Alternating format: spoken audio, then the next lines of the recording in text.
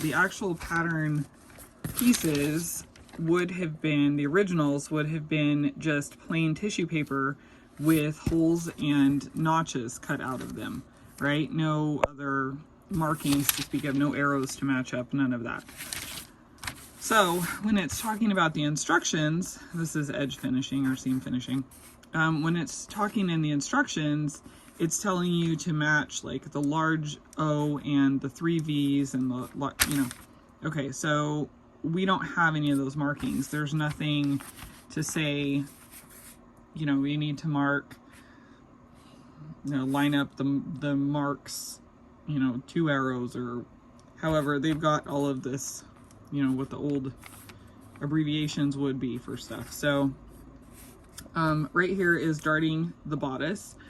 So in the video that I showed you how I trace out my darts, right? And then how I pin them and I work it to line everything up. And then all of this kind of folds back on itself. Now it does ask for a 3rd dart at the top of the bodice. See right here, because it is going to, you can see it right here. There's a bit of a spread of material there, but because I'm wearing a corset and because of the size of my bust, I went ahead and I drew in the dart, but I'm not actually darting it yet because I did a test dart, I guess. I pinned it out where it says, and the way that it lays on my dress form that has the corset on it, it doesn't work.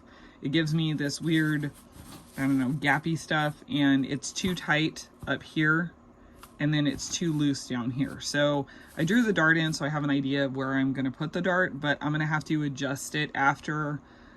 And this, it's probably going to be a hand sewn dart because I'm going to stitch the rest of the bodice together and put it on as a whole and then adjust where my dart needs to be. Because if I do it now, I am guaranteed that it's not going to work. It's just not going to match up. They never do. They never work.